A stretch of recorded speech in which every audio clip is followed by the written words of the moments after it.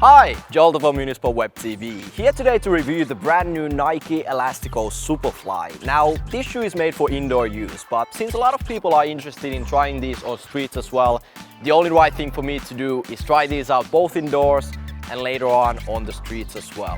And of course, let you know how they perform, so let's go. Alright, first of all, besides the indoor version, the Elastico Superfly is also available in this turf model, and the only difference between these two is the outsole. Everything else is the same. Fit, technology, materials, and so on, you name it. And if you're interested in the turf model, you can click the link right here where you will find out everything you need to know about the turf outsole. Anyways, let's start with the fit, which is pretty awesome and very sock-like, mainly because of the thin outsole, thin upper, and of course the dynamic fit color. And just like the Mercurial Superfly boot, this shoe is made on the V12 last, and if you have wide feet like I do, the first time putting this on might feel a bit tight because it is pretty narrow, especially here under the midfoot and on the toe box area. But don't get discouraged, because after just one session, the Flyknit and NikeSKIN upper will start getting softer, and the more time you give it, the better it will mold to match the shape of your foot, because the one-piece upper is amazingly close to your foot all over the shoe. The close to the foot feel is also due to the dynamic fit color and the fact that Nike completely removed the tongue to get rid of any unnecessary distractions. Now, it might take a while to get used to this piece of Flyknit, or in general just having material on this part of your foot, but don't worry, once you get more familiar with it, it makes you feel like the Elastico Superfly is actually a part of your body, and you almost forget you're even wearing a pair of shoes. Also, to make sure you actually get enough lockdown, the Elastico Superfly features these Rio cables, which are here to keep your foot close to the outsole by wrapping your foot and holding it firmly on the plate when you pull the laces tight. And they actually do a very good job in making sure the lockdown effect is solid and secure, and I haven't experienced any slipping or sliding in these shoes when making fast movements. Last but not least, in order to get the best fit, go through the size. For me it's 40.5, which is also the same size I wore with the Elastico Finale or the Mercurial Superfly boots, and the fit is pretty much perfect.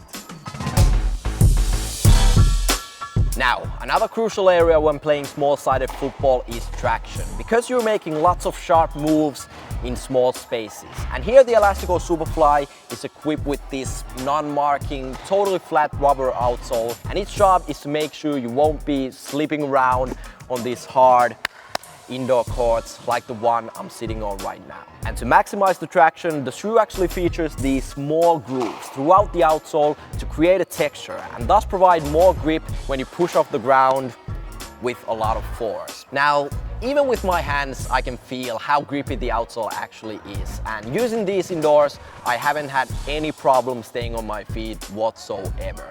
The outsole is very responsive, you're able to move fast and change directions rapidly, but also completely hit the brakes if needed. Also, the outsole works really well when you're controlling the ball with the sole of your foot, which is something you tend to do a lot when you're playing small-sided football. You get a nice amount of extra grip and yeah, it just works. But what about on concrete? Does the outsole and the shoe still deliver? Let's head over to the streets and find out. So, as we all know, playing on the streets will put both your feet and your shoes through a serious test. And to reduce any pain or pressure, especially around the always critical heel area, Nike have added this soft EVA midsole with a clear mission of providing shock absorption, which you need a lot when you play on these rock-hard surfaces. And compared to the Elastico Finale 2, for example, the amount of cushioning around the heel area has increased a lot.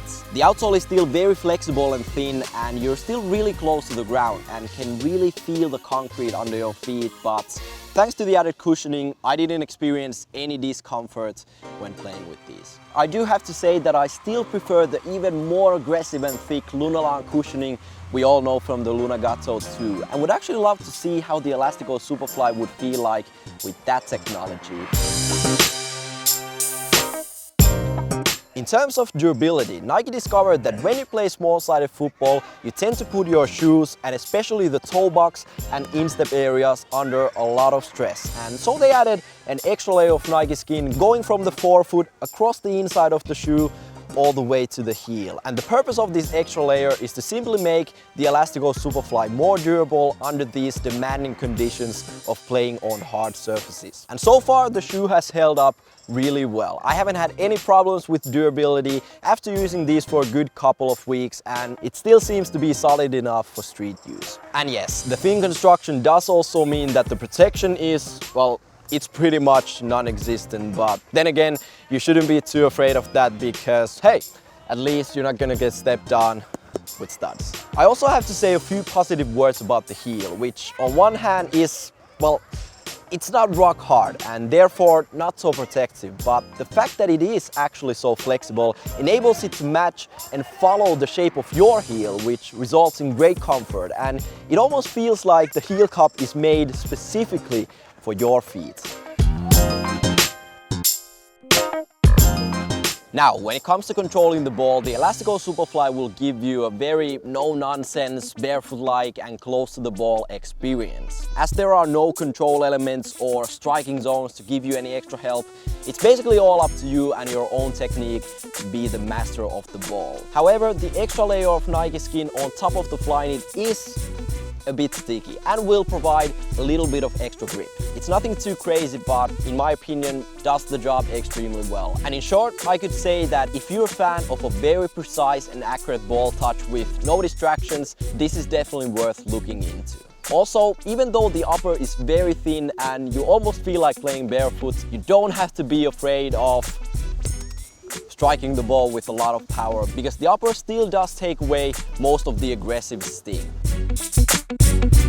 So, wrapping up the review, yes, the Elastico Superfly does indeed perform extremely well both indoors and on the streets. The traction is on point, the fit is, well, it's outstanding, and you get a great combination of that natural and barefoot-like touch while still maintaining a proper amount of cushioning and stability you need on hard surfaces. And actually, I wouldn't hesitate calling this one of my favorite shoes for indoor and street use. But what do you guys actually think about the new Elastico Superfly, and are you gonna use these indoors, on the streets, or even both? Let me know in the comment section below. It's time for me to go now, but we'll catch you later on right here on Unisport Web TV.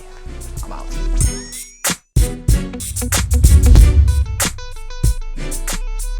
Action. Whoa, holy. It's not gonna like touch you. I don't care. You said you weren't shooting at me.